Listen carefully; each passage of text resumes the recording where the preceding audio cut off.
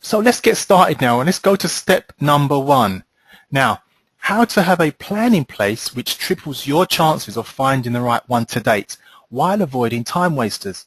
Now, we've all had those, haven't we? Time wasters. Yes, definitely we have.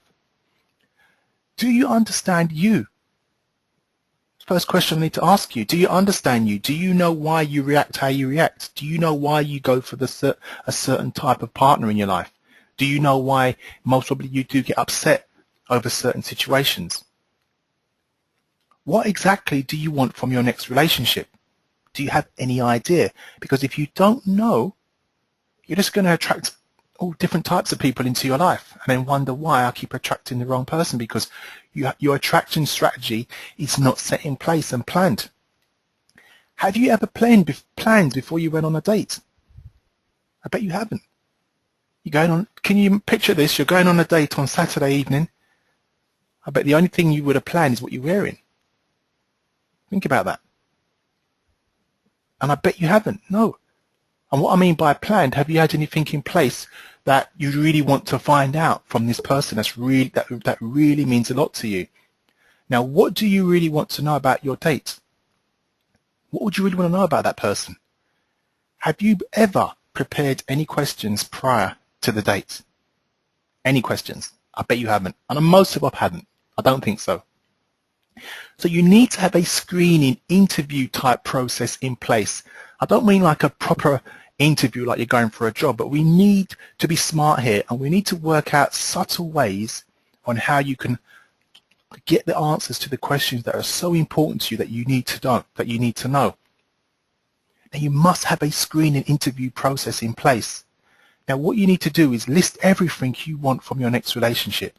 Everything, ranging from whether your partner can cook to whether your partner's fit, or whether they've got beliefs, whatever their beliefs are, whether they're Christian or whatever it is. List everything you want from your next relationship. If you know exactly what you are looking for, you will know what to search for. I'll say that again because that's so key. If you know exactly what you are looking for, you'll know what to search for. What is the most important quality that your ideal partner must have? Just think about that. What is the most important quality that your ideal partner must have? Now, what I'm going to do, I'm just going to ask those that are on the webinar. I'm just going to ask some people on there. I'm putting it out there. Just write down some qualities that your partner most important quality must have. And we're getting some people here. Sense of humor. Fantastic. Sense of humor. Fun. Makes me happy. Good. Good body. Good sense of humor. Connected with God. Great. Knows to have a good time. Fantastic. Just be allowing me to be me. Excellent. Good in bed. Okay. Excellent. That's another good one there, which does help. Great. And there's more coming in. I'll come back to those a bit later, but thank you for that contribution. Brilliant. So that's the most important quality that the partner must have. But I bet that number one quality you're looking for is quite flexible. I bet you can be flexible with that as well. So what we're going to do is look at, have you ever thought of what the most important quality is for that person? Have you ever thought of that? Now let's have a look at women, your situation, some women's situation. If you're a mother who has children, then your partner must like children and want to be a father. Now, as obvious as that sounds, some women do actually date men and don't find out in the early stages whether they like children or want to be a father, possibly father role model to their children. That doesn't come into the equation for whatever reason. And what happens 3-4 months down the road, they realize that the man doesn't even like children, or the man doesn't want to do anything with the children, or he just wanted different things. Now, if she would have established from the beginning what he was about and what his musts were and asked certain questions, it would have saved a lot of headache from that as well. Now, men, on the other hand, now do the same thing but a different way. If a man who wants to get married and start a family doesn't want to waste his time on a woman who doesn't want children or who doesn't believe in marriage, Now, there's some men that may be head over heels with a woman that he meets her, he's fallen head over heels with her, he doesn't care about anything else, but he just wants to be with her. But deep down, if he wants to get married and start a family, and she doesn't, then further down the route, there's going to be problems.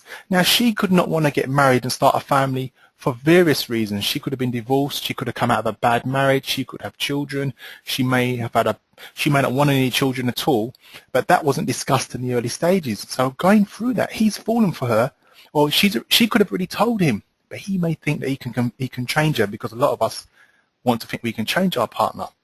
So there's two situations there that happens on a regular basis, and I bet a lot of us out there know people that are going through similar situations and even worse than that as well. But that's what happens, and people just choose to ignore them. Now, these relationships are destined to fail as they don't share the same values, beliefs and goals for the future. They don't, because if they did, they most probably would have been still together, or it would have been together a lot longer than what they wanted to. Now, these types of relationships occur on a regular basis, as I said earlier. Now, I bet you know these people are in situations like these, and I bet even family members as well. So please write this down. If the right partner came into your life today, how would you know? How would you know? Just take a little while to think about that. If the right partner came into your life today, how would you know? Now, imagine going for a job interview for a top job that you desperately want. The position has everything you require from an employer. It has everything you require from the employer. The salary is what you want, the location is near where you work, and the perks are fantastic, etc. So everything that you want. Now, you have planned for this type of job 100%. You have, and I bet you've done this before. But when it comes to dating, you're most likely to give 20%, if that. Some of you actually give 10%. So you've been planning the job, going for this type of job, linked with your studies, your education, your career, all of that, 100%. But when it comes to dating, you're most likely to give so much more less. And then you wonder why you keep attracting the wrong partners. And I have to emphasize that. And then you wonder why you keep attracting the wrong partners. So we need to get you to start doing some more, even if it's a small bit each day. When actively dating, we are on our best behavior in the early stages. We don't want to rock the boat. We don't want to show our partner who we are totally. So the first 2 or 3 months, we're on our best behavior. Now, knowing what the warning signs are will help you avoid dead-end relationships. Knowing what those warning signs are.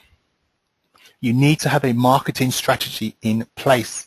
As crazy as that may sound, that is exactly what is needed.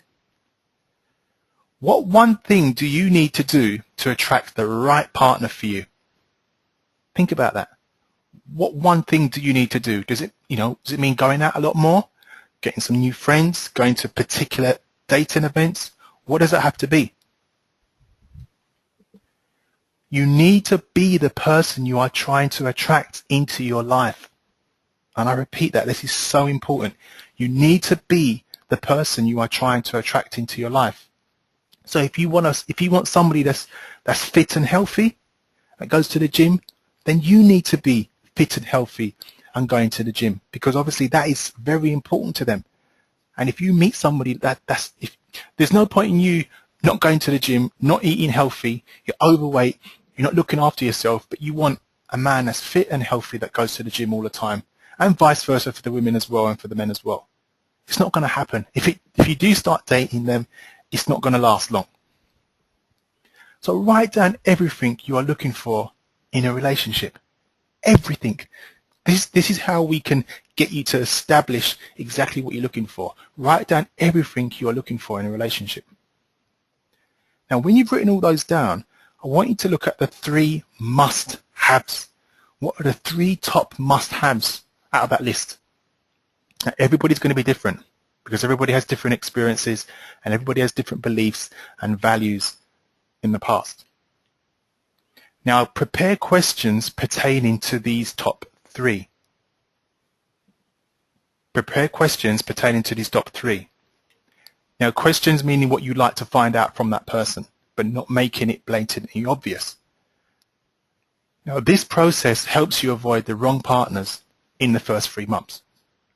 And it's been working for clients that I've been working with as well. It just avoids them. We've all been there, haven't we? We've dated someone for 3, 4, 5, 6 months. It didn't work out. And then we do it again. It didn't work out. And we don't know why. But we blame the other person.